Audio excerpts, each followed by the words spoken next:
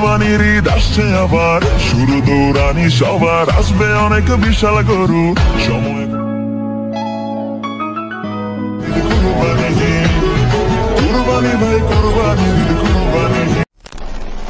আসসালামু আলাইকুম এভরিওয়ান, আশা করছি আপনারা সকলেই ভালো আছেন। তো এই ধরনের ঈদ মুবারক স্ট্যাটাস ভিডিওগুলো এডিটিং করার জন্য আমাদের একটি এক্সএমএল ফাইল এবং একটি ব্যাকগ্রাউন্ড মিউজিক প্রয়োজন হবে, যেগুলো লিঙ্ক ভিডিও ডেসক্রিপশনে প্রোভাইড করা থাকবে।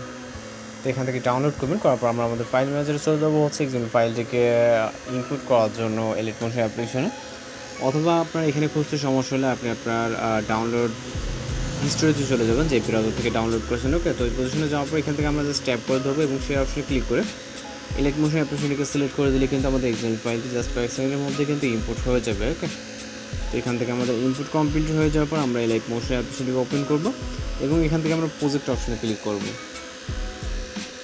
এরপর এখান থেকে আমরা আমাদের এক্সএমএল ফাইলের উপর একটা ক্লিক করব, যে ফাইলটি মাত্র ইনপুট করলাম।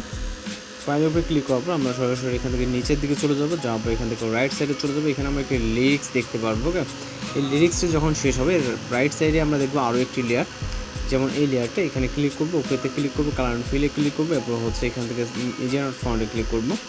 এরপর এখান থেকে আমরা একটি ফটো সিলেক্ট করবো, আপনি চাইলে আপনার মতো যে কোনো ফটো সিলেক্ট করতে পারেন। ওকে, এবং হচ্ছে এখান থেকে ফিল অপশনটাকে সিলেক্ট করবো, করার পর লেয়ারে ক্লিক করতে পারি, অথবা এখান থেকে আমরা ব্যাক করতে পারি। সেম ওয়েতে আমরা রাইট সাইডের লেয়ারটাতে ক্লিক করবো, ওকেতে কালার অ্যান্ড ফিল এবং মিরর অন ফন্ট।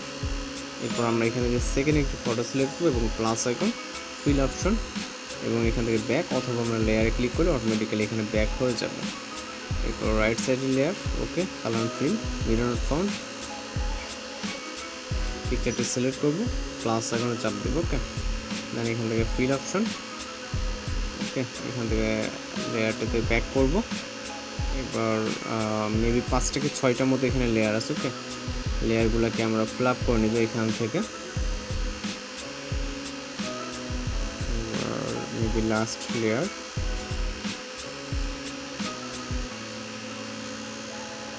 ওকে, তো এখান থেকে এই লেয়ারটিতে ফটোটা অ্যাড করে নেব,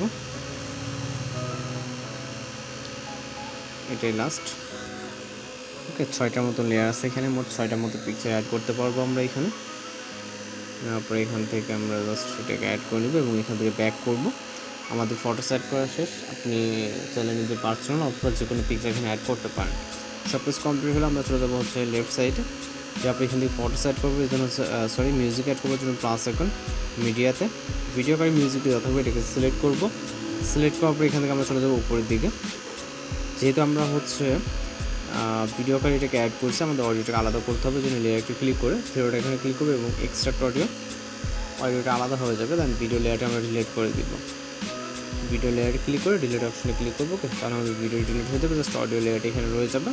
তো আমাদের যেহেতু সব কিছু এখন কমপ্লিট, স্যার আপনি ভিডিওকে প্লে করে দেখতে পারেন। যদি সব কিছু কমপ্লিট মনে আমরা ভিডিওটাকে এক্সপোর্ট করার জন্য এক্সপোর্ট অপশনে ক্লিক করবো, ভিডিও রেজলিউশন সিলেক্ট রেখে এখান থেকে জাস্ট ফাইনালি যদি এক্সপোর্ট অপশনে ক্লিক করি তাহলে কিন্তু আমাদের ভিডিওটি লোডিংয়ে সেভ হয়ে যাবে।